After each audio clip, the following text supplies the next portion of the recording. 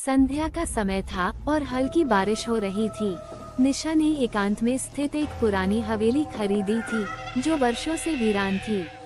लोगों ने हवेली के बारे में कई भयानक कहानियां सुनी थी, लेकिन निशा को उनके पीछे का सच जानने की उत्सुकता थी।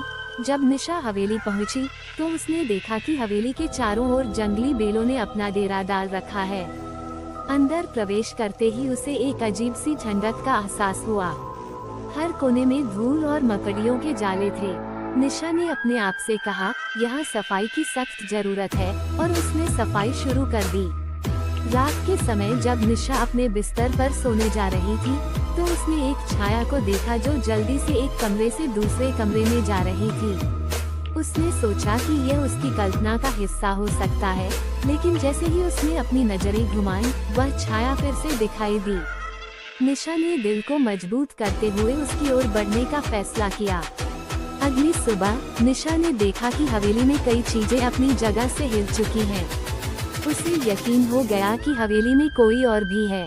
उसने अपने दोस्तों को बुलाने का सोचा, लेकिन किसी ने उसकी बातों पर यकीन नहीं किया।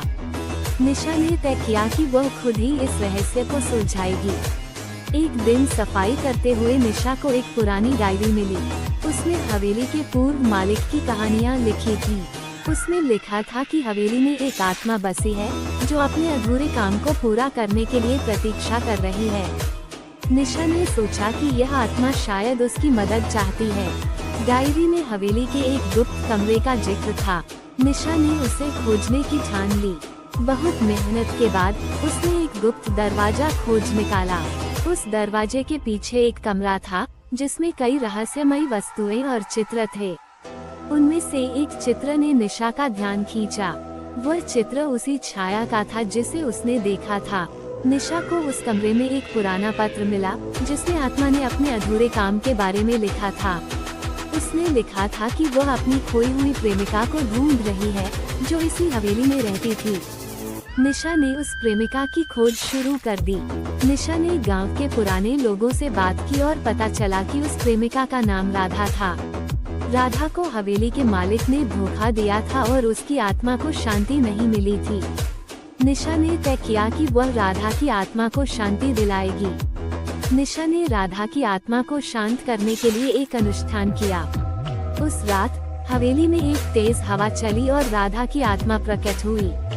उसने निशा को धन्यवाद दिया और बताया कि अब वह शांति से जा सकती है। निशा ने देखा कि हवेली में अब कोई छाया नहीं थी। निशा ने हवेली को एक नया जीवन दिया। उसने वहां एक अनाथालय खोल दिया जहां वह बच्चों की देखभाल करती थी। हवेली में अब कोई डर नहीं था, केवल बच्चों की हंसी और खुशियों की आवाजें थीं। निशा ने सिखाया कि डर के पीछे अक्सर एक अधूरी कहानी होती है जिसे समझने और सुलझाने की जरूरत होती है। इस तरह निशा ने अपने साहस और दृढ़ संकल्प से एक अदृश्य भय को हमेशा के लिए मिटा दिया।